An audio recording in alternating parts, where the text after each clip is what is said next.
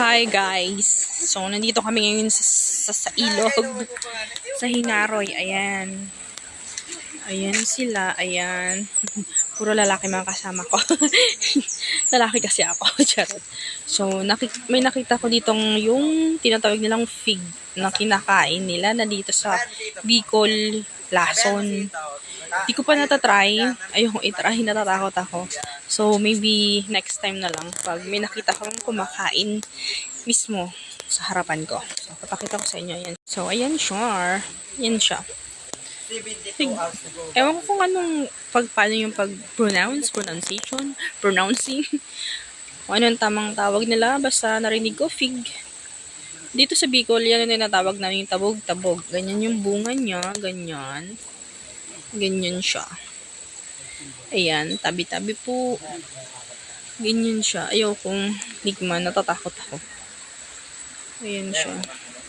Ang bilis nilang makuha. Ito, tignan natin. Ito. Oh, ang bilis niya makuha. Ayan. Gusto ko siyang tikman kasi natatakot ako. Siguro kung may kasabay akong kumain ito. Tapos, walang mangyari.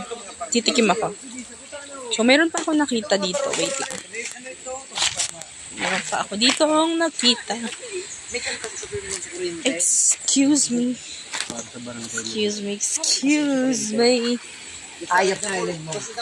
So, meron pa ako nakita dito ang isang klase ng ewan ko kung prutas ba to. Gusto ko siyang tikman. Kaso, natatakot akong malason. Ito siya. Ayun. Ayan yung mga puno niya.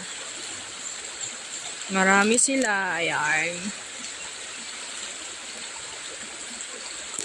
Comment nyo kung anong prutas ba yan. Or prutas ba talaga yan.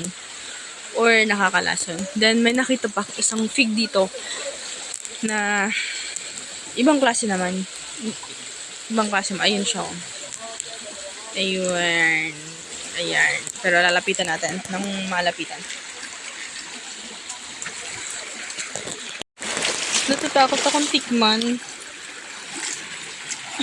Takot akong tikman. Alim mo lason.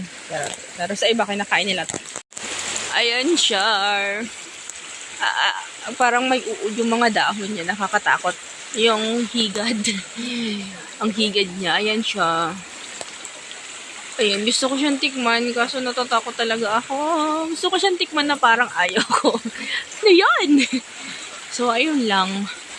Gusto ko lang ma-share sa inyo. Comment nyo kung yan ba ay pwedeng kainin, pwedeng tikman. Kasi, kung pwedeng kainin, malay nyo bukas, balik kami dito, kain ako niyan. Ayun sila. Tadaan! Okay. Yun lang. Bye-bye. Balik na ulit ako sa pwesto namin.